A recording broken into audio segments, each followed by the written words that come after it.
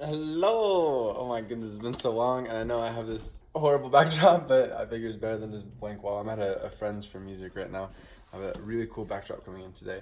But yeah, okay, more importantly, there's so much to talk about. Okay, so I think the biggest things is three different phenomena. We have Mercury in Gemini, we have Mars in Pisces, and the first things first is we have Venus going retrograde. Actually, Venus has already gone retrograde today. Where to begin? Um, okay. Venus going retrograde, especially happening with the Sun and Taurus transit that we have for the next week, is like every transit, it has its gifts and its challenges. There's no such thing as a good or bad transit, really a good or bad energy in general. So like with everything, it's just important to keep in mind, okay, what am I having to keep in mind? What is the challenge and what is the gift? What is the opportunity here? So let's cover the challenges first, because especially as when things first go retrograde, it can be a little bit of a shift. Quick science lesson. Um, when a planet goes retrograde, it appears to go backwards, appears, keyword, to go backward in its orbit in relation to the Earth and its orbit. So basically, we're going here. Venus is going, I don't know exactly at what point it is in its orbit, but in its orbit, from the standpoint of Earth, it seems like it's going backwards. So what does this mean? It means that the energy is a little bit more difficult. It goes a little bit more introspective, introverted, but that's more when it's like cooled down and chilled out is when it goes more introspective. At first, it's like everybody's like, "Meh," that's what Mercury retrograde is. So the astronomical body going retrograde is the region of life that is going to have that kind of difficulty, especially over the first week, maybe 2 weeks or so of the retrograde. And especially for those who have a lot of Taurus and a lot of Libra energy natally, because um, Venus rules these two different energies, so they're hit pretty hard when the ruling planet goes retrograde. And again, there's so many good stuff. We'll get to that, but the challenge here for all of us, and in particular for those individuals we were just talking about, is relationships. Being able to give and receive love and affection. I know that it can be really challenging, and I think especially with Venus being in Gemini during this time, there's a lot of nervous tension, and part of that is also Mercury being in Gemini. We'll cover that a little bit later. With everything going on in the world, it can be a little bit challenging. Like, no, I don't need to treat people right. I'm stressed. That is a key excuse for shadow behavior. That is a key excuse for our lower side to come out, for our negative side. And that doesn't help anybody. That hurts us, it hurts other people. First, it hurts other people, and then it hurts us. Karma is not some magical entity, it's just the law of cause and effect. If I'm going to hurt somebody, I've put it in my vibrational wavelengths in my mind, in my body, as per my habits and my words and my heart, to then be on a lower level. Have you ever noticed when somebody's talking with you, if they're in a really nice place and they're happy and they're joyful, that you feel more joyful and happy? And just like the opposite, if you're talking with somebody who's really down or negative and sad or whatnot, and it's okay to be these things, but a person who's consistently keeps going in circles or not, and over, I've gotten over the hurdle and I'm moving forward. I'm not sad anymore about that thing because I found a solution. I've changed my mind, whatever it might be. Changed my mind, not to like, oh, I'm just gonna not be sad, not like that, but like when I change my mind to be able to do things to help me to overcome these things, etc. If somebody's just, oh, life sucks, I'm depressed, and I'm not gonna do anything to change being depressed, that person, you be around that person, it's like, oh God. it's just the natural vibratory, some kind of electromagnetic interaction. I don't really know the science of it basically, but we we impact each other. So and and we seek those individuals who are on the same wavelength as us. So if you mistreat those around you during this time, you thinking of an example from last night I'll have to get to. It was so funny at the grocery store.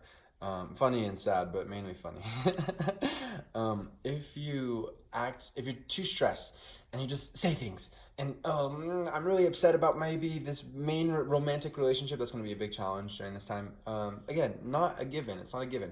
And if we're conscious of this, we can actually work through this. Again, retrograde is an amazing opportunity to get deeper into the astronomical body. Like with Mercury retrograde, it's nice to not talk so much because it's a little bit difficult for people to be able to understand exactly what other people are saying. Not impossible. Just like love, giving and receiving love during this time is not impossible at all. But it slows things down. So it's with Mercury retrograde, it goes a little bit more introverted. We think more about what we're talking about. We think more about it's like a pause and a rewind for the realm of the mind and thinking and speaking, and it gets really helpful, like all retrogrades are. Venus, what relationships are worth keeping? Which ones are worth your priorities? Which ones are worth focusing on? Which ones are worth which ones are worth, I mean, we should be kind to everybody. That's important. But I think that's the thing, is how do I continue to give and receive love even when stressed, even when my mind is racing, because Mercury's in Gemini, Venus is in Gemini. And also a part of that is, how do I balance my relationships? Am I spending too much time with people that ultimately are not as fulfilling for me as this other person, maybe this old friend? Why is that? Am I seeking something that isn't actually what I need and it's what I want, or it's my fears? And so I keep trying to go after this person when really this person's actually really good for me. These are the kind of things that are really good to consider during this time, is when it comes to relationships, pausing, asking deeper questions, reflecting, going into introspective mode to be able to understand how to give and receive love effectively, as well as per the shadow part, to avoid stress and lashing out.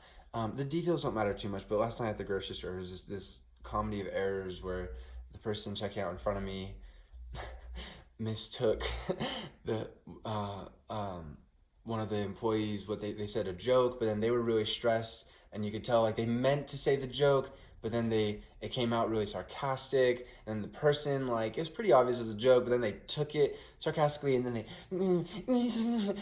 was just like, oh god, everybody here is angsty. And then the other employee before was very curt with me over an issue with a car that was whatever, and it was just like, okay, everybody, cool down, it's cool, chill, no need to haywire. It's okay. None of this really matters. So I think that's really important to keep in mind, is before you speak, before you lash out at a stranger, at a loved one, at your partner, whoever, breathe. And let other people, if they're having a difficult day, if they're going through a lot of overthinking, we shall commune when that's not happening. And when there's a stranger, or you know, with a loved one, let's talk through it. Let's figure it out together, okay? And it's really good to keep in mind. Sometimes it's just best to, okay, you just go over there, I'll go over here, do your thing, and we'll recommune when things are chill. Breathe. Or don't tell them to breathe. Again, that's part of it too, is just people are going to speak during this time. That's part of the Mercury Gemini. We're running out of time for this video. We'll talk about this more, these other things, as time goes on. But if you're seeking, yeah, no, that's pretty much the gist of it. But just basically breathe, stay calm, keep treating other people nicely. If what you're saying is not 100% for sure true, or 100% for sure positive and helpful, don't say it. just wait, or maybe really think about it, because it's so easy during this time to project and to just, and it, you know, it's so easy for other people to project back. So just avoid, you know, in that situation. It's really nice to be the calm one when other people are starting to lose their shit, you know. And I have full empathy, full sympathy with those people, but it's so petty. It wasn't a life or death thing. So that's important to keep in mind, is during this stressful time,